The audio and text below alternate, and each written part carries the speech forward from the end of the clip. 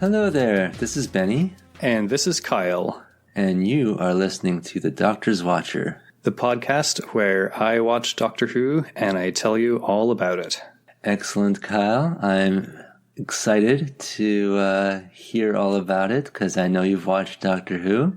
But before we get into that, what have you been up to? Well, the two of us, actually did something together not that long ago that I thought was kind of fun and interesting. Yeah, did we? What was it? We were invited by listener and friend of the pod, Natalie, to come, well, not come because this is over video, but to teach some of her students all about Dungeons and Dragons. Yeah, so listener Natalie is a school teacher and she has this like gaming guild for these kind of middle school, high school aged kids. And some of them had expressed some interest in the old Dungeons and the Dragons. And so she knew that Kyle is a big old nerd, and because she listens to this podcast, she knows I'm a big old nerd. We may have dropped a few subtle hints on the podcast that we are familiar with Dungeons and Dragons. Yeah, if you have listened to any other episodes of this podcast, you know what we're talking about. So yeah, she invited us over to tell these kids about D&D. Yeah, so I thought that was pretty fun. We put together this whole PowerPoint for them, and they seemed pretty excited about things. So yeah, they seem like a good bunch of kids. Yeah. I'm always worried around teenagers. I'm always worried they're going to point and laugh or something. But no, they were really, really fun. And they seemed to get into the idea of playing D&D, which I'm happy to see. Yeah, totally. Yeah, I was mentioning it on one of my Discords beforehand, and somebody else was like, oh, middle schoolers, they'll like mock you mercilessly. But yeah. I didn't really feel like that happened, so... Well, I wasn't reading everything they were saying in the chat, but yeah, I didn't notice any of it either. So yeah, hopefully that gaming guild is getting off the ground and getting prepped for a fun adventure. Yeah, I hope so too. Ooh, I just saw Beans in your background for a moment. Yeah, he did his little cryptid thing walking by. The door's open. He could come in and hang out, but so far he has declined to do so. All right. Anything else that you've been doing in the meantime since the last time we recorded? I'm trying to think if there's anything notable and not coming up with anything, so... Cool. Hopefully I'll think of something before the next episode we record after this one. All right. Well, on that note, shall we get started? Let's do it.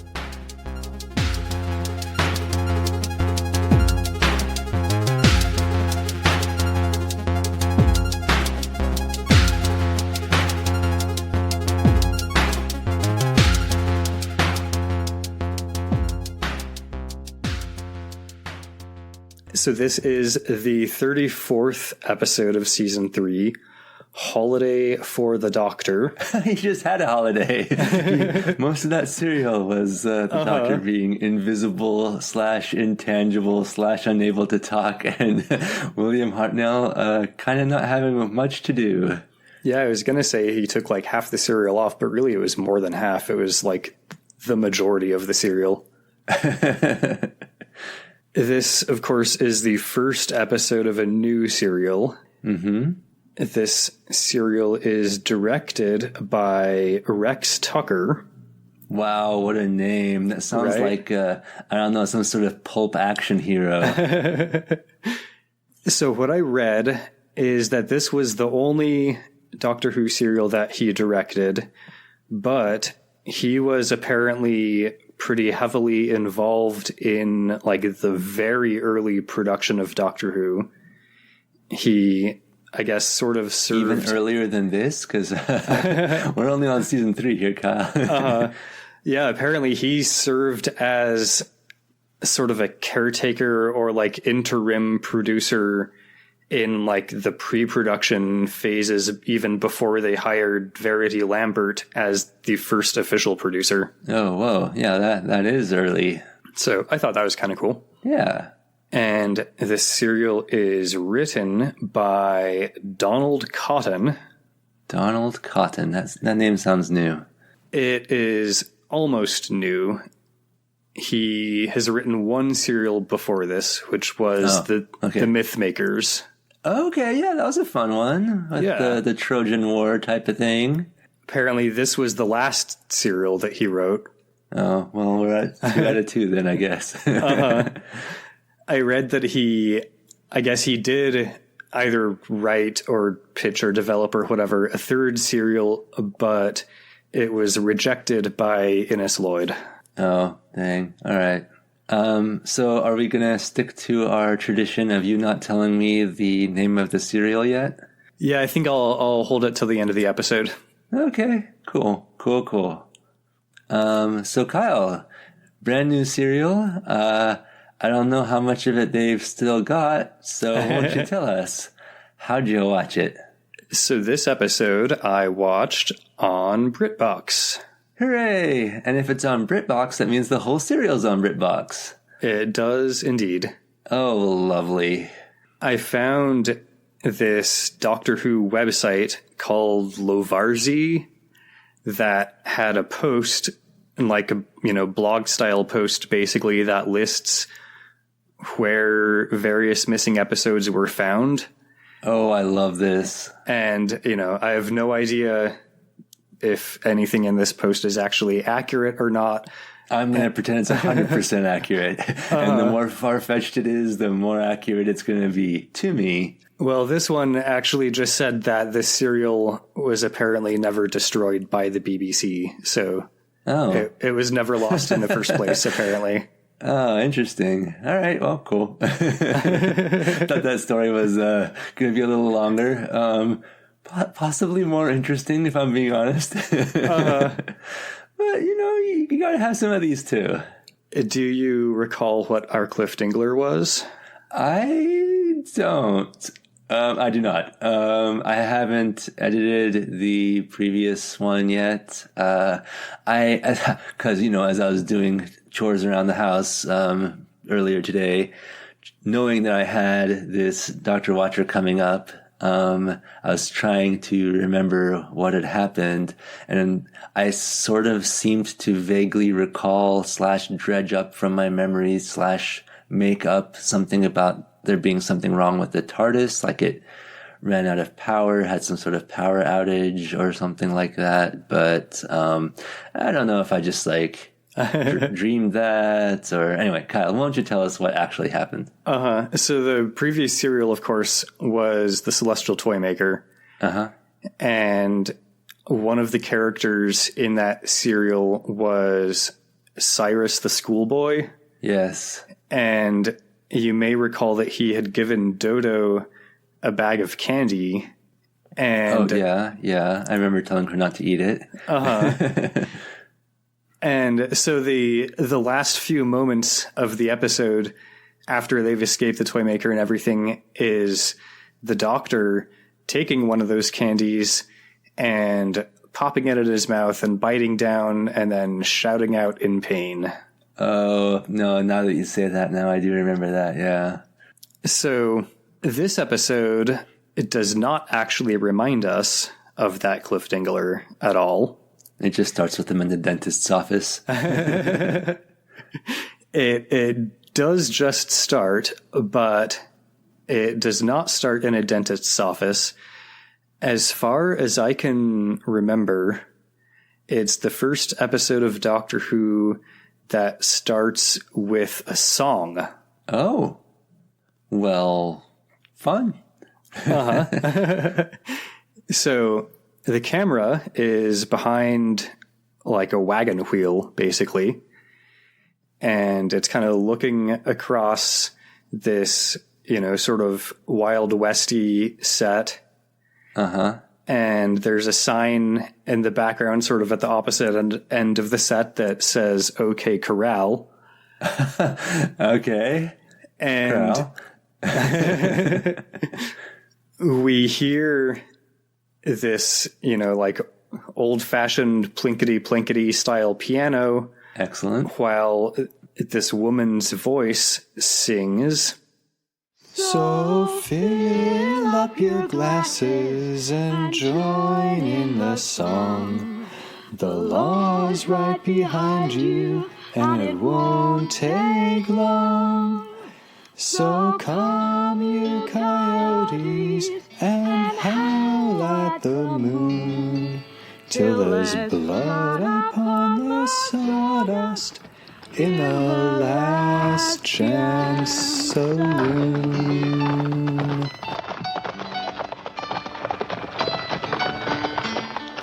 Oh shit! I mean, that was doing a pretty good job of attracting customers until the end there. I'd be like, wait a second. Let me go to the next place over. What was that last line there? What do you have in your sawdust? Just a little spilled beer and whiskey. All right, well, go to that one. Some peanut shells. So as the song finishes, 3 cowboys ride into the scene on horses. I already love the fact that these are all 100% guaranteed to be genuine, UK born and bred British boys doing absolutely. what is, I'm hoping will be fantastic American cowboy accents. So they ride in. One of them shoots his gun at the OK Corral sign. The way you do, Sure. Oh, I think the sign also says Tombstone on it. Like Tombstone OK Corral is it's the name of the town they're in. All right. So these cowboys talk to each other in, as you said, impeccable fake American British accents. I love it. About how not scared they are and how they need to head to the Last Chance Saloon where they're supposed to meet up with Seth Harper. Very cool. All right. Well, I wish I knew the names of everyone involved in the gunfight at the OK Corral. I feel like I've read the Wikipedia page possibly multiple times, but I can't remember all the names. But I'll stay tuned to see what happens to these guys. Yeah, as I recall, when I read the Wikipedia page a while ago, basically a lot of what the Wikipedia page talks about is how most of the media depictions of the shootout are wrong in several various ways. Yeah. So, yeah, that's always fun. Yep. So they head toward the saloon. The woman's voice sings a few more lines of the song. And as she finishes this, next little bit of the song, the camera pans over to a barn door that has the words livery and feed store painted on it. And Cool. We hear TARDIS noises.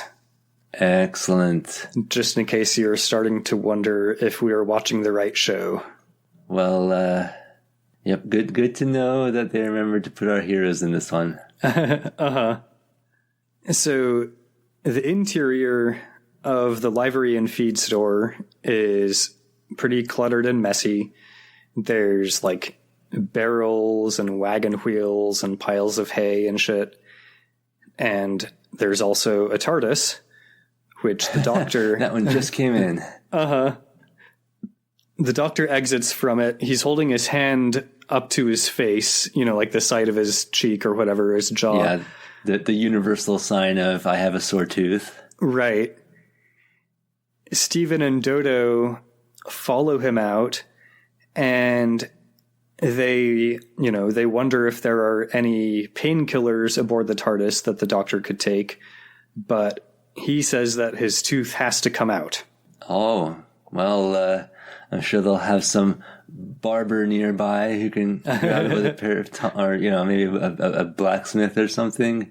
I don't know. Who did the tooth extraction in this period of history?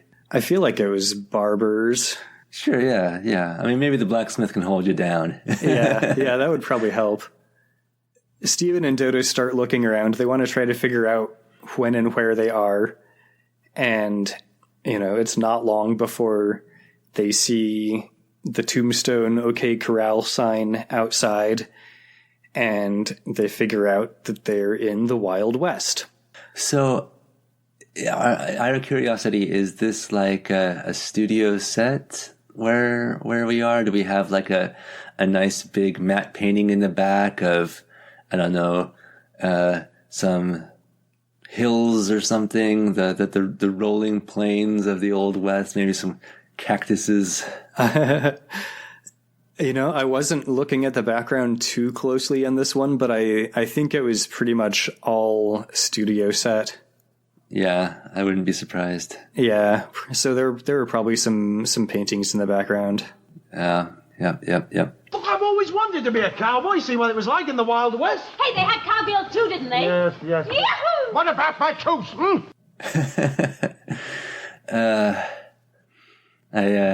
I remember his ancestor having quite a cowboy hat. Uh-huh. So the voice sings a few more lines of the song, and we cut to the interior of the Last Chance Saloon.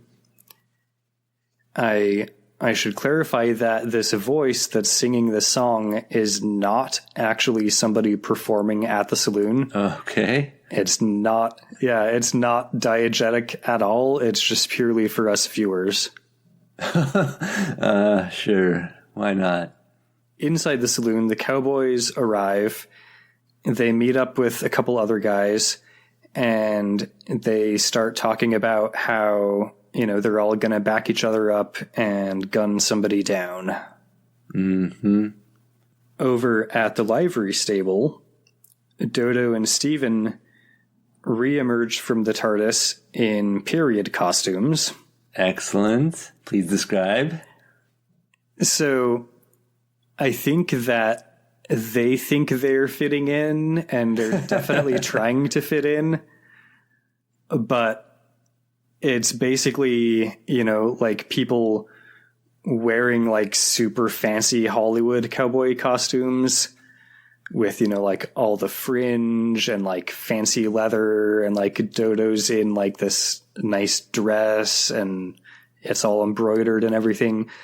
So I love it. They look really great actually, but they're definitely in like fancy cowboy costumes as opposed to all the other characters we've seen who actually do look, like cowboys. Or a reasonable facsimile as they could do on a BBC budget. Right. I did want to give a quick call out to the costumer of the serial, Daphne Dare, who has actually been the main costumer on basically everything we've seen the whole series. So very cool. Shout out to Daphne Dare. Shout out to Daphne. The Doctor complains about how they don't seem able to be inconspicuous like he is.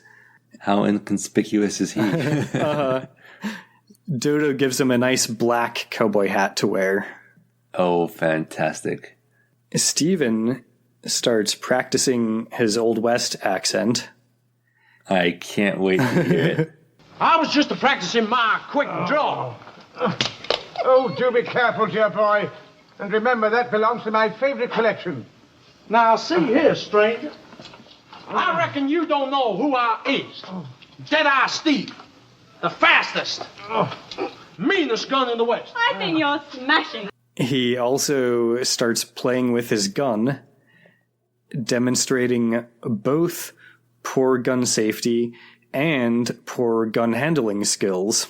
I'm sure that's not going to cause problems down the line. Uh-huh. Before long, his gun is actually shot out of his hand. Oh, dang. By who? By a stranger who's just appeared in the livery stable. It's a man with a great curly mustache and a star pinned to his chest. I'm going to go out on a limb and say that his initials may be W.E. You are correct. Hey. He introduces himself as the Marshal of Tombstone, Wyatt Earp. I had a feeling. And he invites them to accompany him to the sheriff's office. Cool. I mean, he would. Uh-huh. Stephen basically starts explaining to him that he's not really a gunman. And Wyatt Earp's like, yeah, clearly. That's why I'm saving your asses by taking you in. Yeah. He explains to them that the Clantons are in town. And boy, that's mighty unhealthy for a stranger that calls himself the fastest gun in town. Now, pick up your pea shooter and let's get moving. I love it.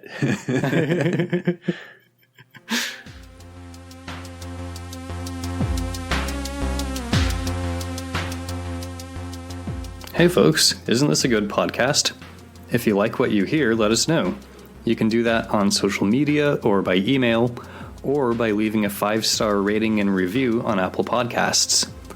Another thing you can do if you like this show is let your friends know. Word of mouth is the best way for us to get new listeners. And now, back to the show.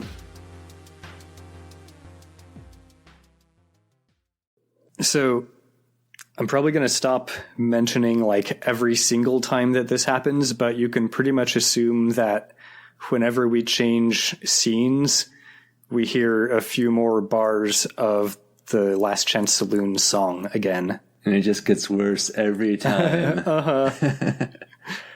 Come on down, we got the best stuff that can be bought. And if you're lucky, you might not even get shot. Nice. So in the saloon, this, Old West barmaid type woman enters the room. Cool.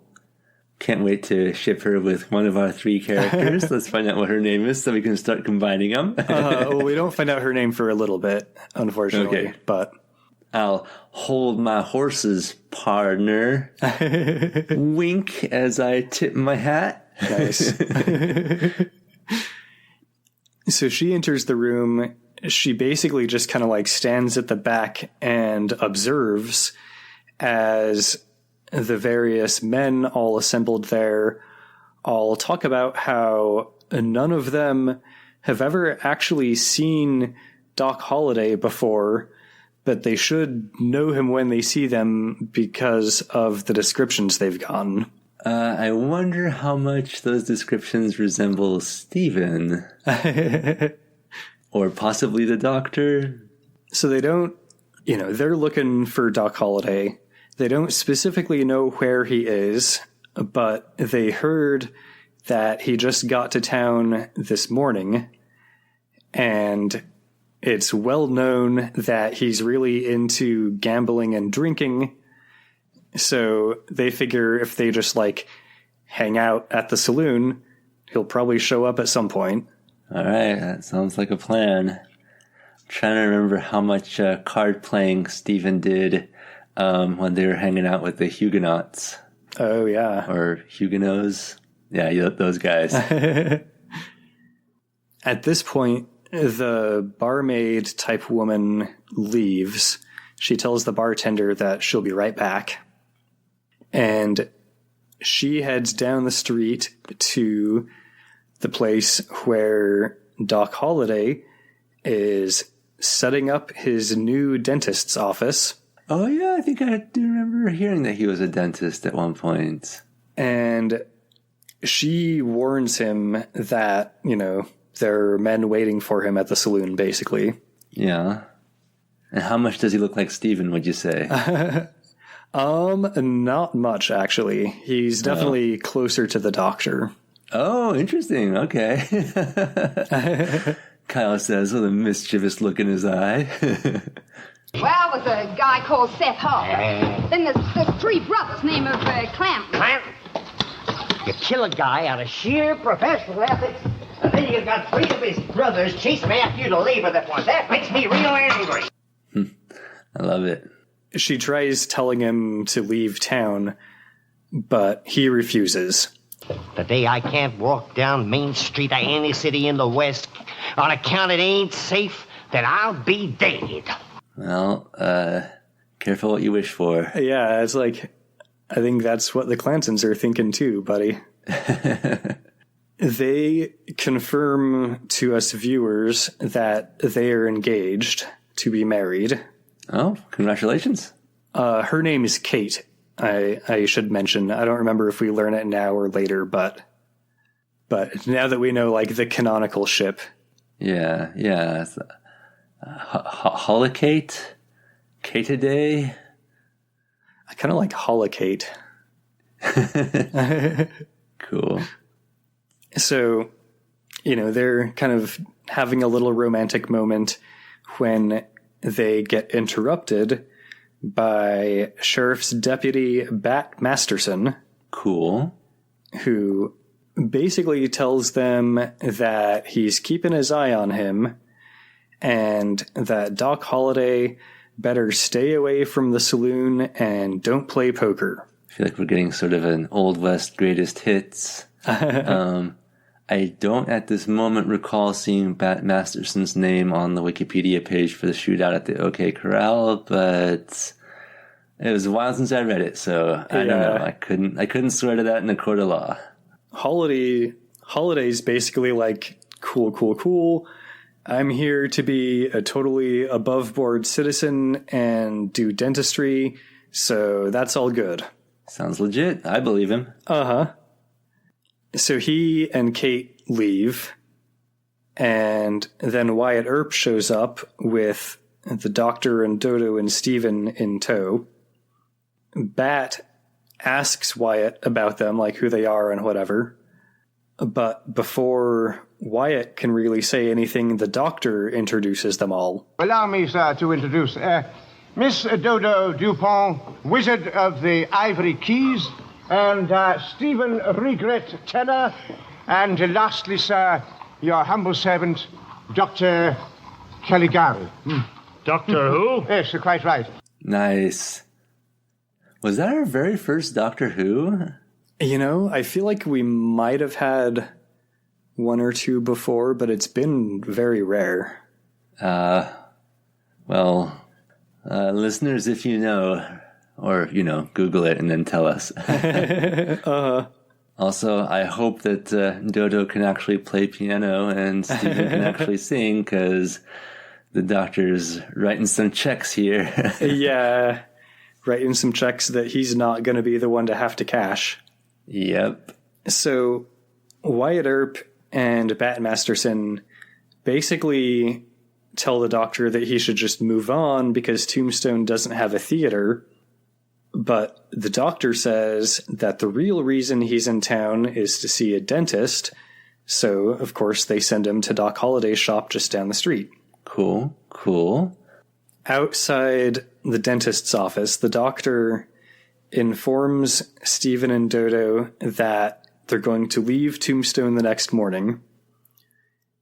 He starts to say that maybe he's actually kind of feeling better and maybe he doesn't really need to see the dentist. It's pretty clear that, like, he's just starting to have second thoughts about seeing, like, the Wild West dentist. Which, fair. Yeah. But Steven and Dodo basically, like, talk him into going through with it. Mm-hmm. So he heads into the office while the two of them head off to go book rooms at the hotel. Very cool. The camera operator follows the Doctor into the dentist's office, which has, like an operating chair and tray of old-fashioned dental equipment, but no people. The Doctor, doesn't really roll an investigation check. He just kind of like glances around the room and is like, well, okay, guess that's that, and is about to leave. But then the DM's like, no, dude, roll another constitution check.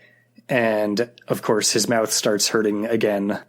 And oh dear. Yeah. Gonna have to pull it out yourself there, Doc.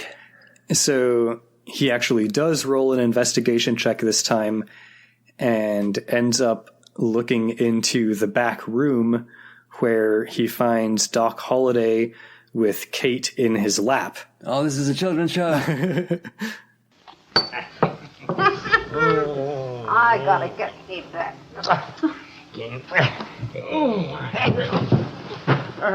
Forgive me, sir. I should have not. Doing a little dental work there, doctor. An oral examination, perhaps? Groan. Listeners, I think by now you know we will not leave any obvious joke alone. So the doctor explains that he has a toothache, and Kate's like, oh, awesome, our first customer. that inspires confidence. Yeah, the doctor starts trying to leave again, but of course now Doc Holliday and Kate won't let him. They basically take him over to the operating chair and sit him down, and Kate wants to watch, but Doc Holliday... Oh, nice. Doc Holliday reminds her that she can't stand the sight of blood, so he sends her to the other room. He's like, there's going to be geysers up here. The doctor's like, geysers? Yeah, it's So going to much be blood. gushing. Yeah. So the doctor opens his mouth. Doc Holliday looks in and he's like, yep, cool. And he grabs his forceps off of his tray of old-fashioned dental equipment. Shouldn't the doctor indicate which tooth is hurting first before the forceps get involved? I think he told him the area, and then when Doc Holliday looked in, it was just pretty obvious. Okay. What the problem tooth was. The doctor asks for some anesthetic or something to dull the pain. And he gets a bottle of whiskey. Well, that's actually the second offer that Doc Holliday makes. First, he offers to basically knock him on the head with his pistol. Yeah, the preferred method of anesthesia in the Old West. He does then offer him some booze. The doctor turns both of these down. So Doc Holliday... If I had to pick between those two, I know which one I'd go for. Doc Holliday has the shot of booze himself and then reaches into the doctor's mouth with his forceps as the camera cuts away and we hear a few more lines of the song. Gotta admit, this is not shaping up to be the funnest holiday for the doctor. Oh, I get it. Doc Holiday. Holiday for the doctor. Okay. So back at the saloon, these men who are waiting for Doc Holliday, the Clantons and their friend Seth Harper, they're starting to get antsy. One of them shoots a bottle of booze, I guess basically just for fun to help pass the time. Sure, why not? And then Stephen and Dodo show up at the saloon. They tell the bartender that they need to rent 3 rooms. They have a friend who's joining them later. So he takes their names and occupations down in the register and basically offers them a job when he sees that they're a pianist and a singer. I like how they just went with it. The doctor's not there. They could have made up something new, but I don't know, maybe word would have gotten around and people would have started getting suspicious. I might just be able to offer you a job, is all. I got no pianist on account he was shot last week. And I do have a singer, but she's always out someplace. Understand? Well, with an offer like that, how could I say no? You know, they sometimes say that in a job interview, it's a good idea to ask, why the previous person quit or, why this position's open. And got shot last week is pretty good reason for the position to be open. The guy just offered it. So they leave the doctor's room key at the bar for him. Tell the bartender to hold it for him and whatever. Sure. And the Clantons hear them refer to the Doctor. And, of course, they assume that means Doc Holliday. Love it. So the guy who's sort of like the main Clanton brother, the head Clanton brother. What were the names? Would that be Ike Clanton? I think one of them was named Ike. I think Ike is the name I read in the transcript, actually. Cool. I was going to say... Let's go with that then. You don't have to check. Let's just assume I'm right. the Mario of the Clantons. Nice. So he sends one guy out into the town to look for Doc Holliday and actually bring him in instead of just waiting for him to show up. And he sends another guy upstairs to bring Stephen down, but keep it friendly. Okay. I mean, I guess they assume that these guys are traveling with Doc Holliday or something like that, so yeah, they must be his friends or something. Yeah, and Stephen's wearing a couple of guns, so sure. Ike, I guess, is, rightly worried that when he's confronting Doc Holliday, Doc Holliday's partner, Stephen Regret, the tenor, is going to, shoot him in the back, basically. Gotcha. So he wants Stephen, down here where we can see him and be in control of him, essentially. Yeah. Back at the dentist's office, Doc Holliday is holding a tooth in his forceps. Wow, what special effects. We know that came out of the doctor's mouth. Uh-huh. No, I mean, not that we wanted to see him, rooting around in the doctor's mouth and pulling out a tooth. The doctor asks what he owes, and Holliday says that it's on the house on account of him being the first customer. Aw. He takes the tooth into the back room to give to Kate as a souvenir. Oh, wow. I mean, she hates blood, and normally when you pull a tooth, it's still got some, blood on it, but sure. I mean, I assume it's just this nice gleaming white, clean tooth. Yeah, pretty much. Didn't actually look, diseased or broken or injured at all. Yeah. So while Doc Holliday is in the back room with Kate, Seth Harper shows up from the saloon. Doc. What? Yes, what is it? Holiday. Holiday? Yes, I suppose so. Yes, you could call it that. Oh, man, come on, Doctor.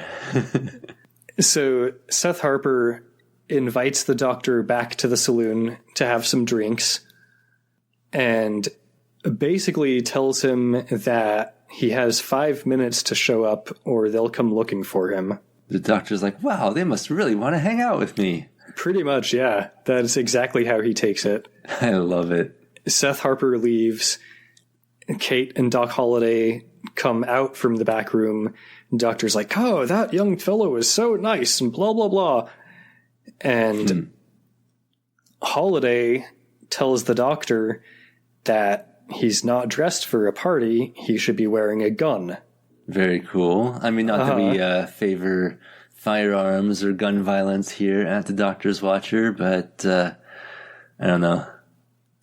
Cowboys, especially the Doctor as a cowboy. Yeah. That's got something to it. The Doctor, of course, doesn't want a gun.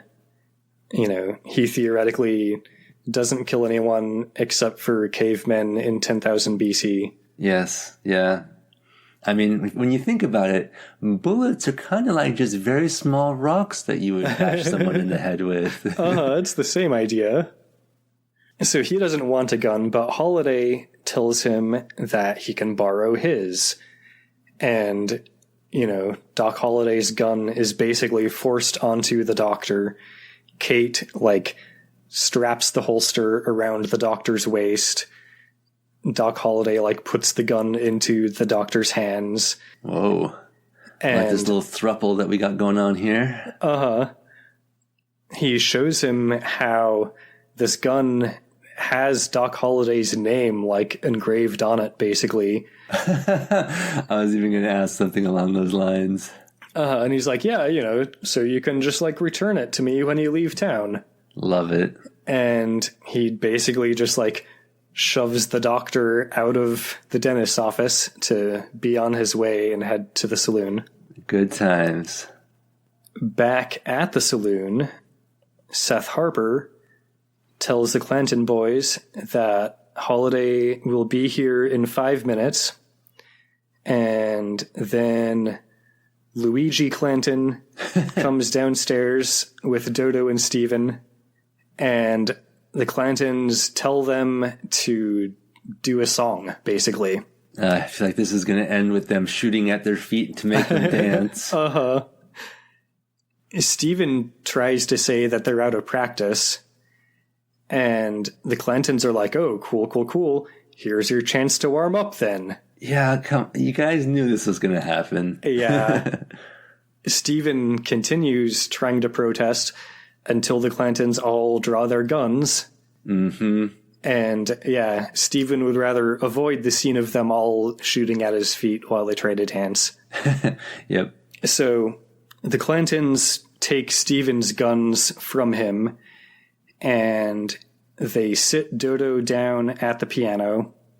She, looks around the piano for a moment and finds some sheet music for the Ballad of the Last Chance Saloon. Oh, that's handy. That's the song I've been hearing this whole time. It is indeed. So she's getting ready to play. Before the song starts, one of the Clantons tells the others to watch the door and to basically blast Holiday as soon as he arrives. Nice. And then the words on the screen say... Oh, not quite yet. Okay. Yeah, he cues Steven and Dodo, and she starts playing, and Steven starts singing. But earlier we heard a woman's voice singing the song, right? Yeah. Okay. Yeah, but now it's Steven singing, and he's singing it like quite a bit faster than we've heard it throughout the episode. But it's the same song. He's a little more stressed. So he sings. While we hear the song, the camera cuts back and forth a few times between the saloon interior and the doctor slowly walking down the street, black cowboy hat on his head, with Doc Holliday's gun. He's still kind of holding a handkerchief up to his mouth. Oh, with blood on it? Because Doc Holliday famously had tuberculosis. Oh, I didn't know that, but yeah, probably. Well, you've never seen the one where he's Val Kilmer? Tombstone? I don't think I did, actually. I should watch that. All right, that's a classic. And yeah, so Steven basically sings, and the doctor walks down the street until the words, "Next episode, don't shoot the pianist," appear on screen.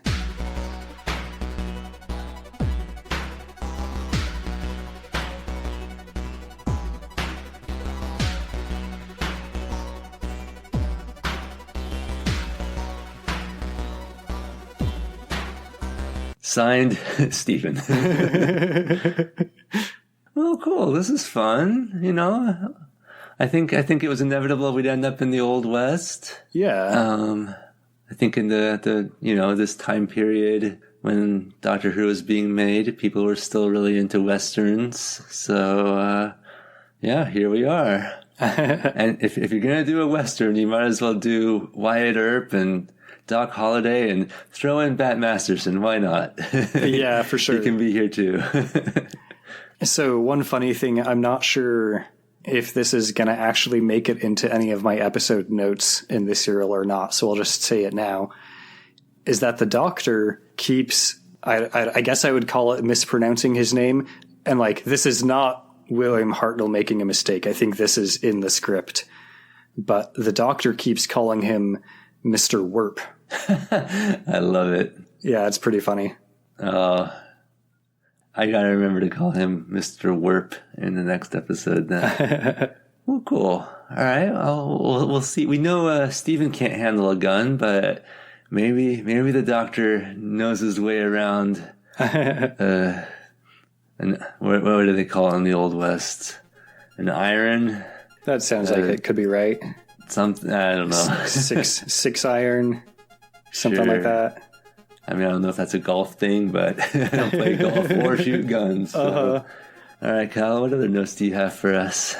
So the other note that I have is just a brief mention that it apparently was not Jackie Lane playing the piano, which, we never actually saw, like, the hands that were playing. We just saw, like, Dodo sitting at the piano and acting like it with her hands not visible, so that was not a huge surprise. Yeah. But it was Peter Purves actually singing. Oh, nice. How'd he do? Not bad. Cool. Probably about as good as I did at the top of the episode. Voice like an angel, then. All right, well, Kyle, thank you for watching Doctor Who and telling me all about it. Indeed, and thank you for listening to me talk all about Doctor Who. And thank you, listeners, for listening to me and listening to Kyle talk about Doctor Who. We'd love to hear from you. Please feel free to email us at thedoctorswatcher@gmail.com or check us out on social media. There's that site, I think they changed it to like K or J or whatever. Something like that. At Doctor Watcher. You'll figure it out. Indeed. Shout out to Circuit23 for the awesome theme song that he made for us. You can check him out on Bandcamp and SoundCloud or email him at circuit.23@gmail.com to tell him how much you love bopping to that awesome tune. And join us in 2 more weeks to find out if they shoot the pianist. That's right. Oh, I guess I should say the name of the serial. It's The Gunfighters. Okay, I had a feeling it would be something like that. Cool. All right, listeners, see you then. Bye.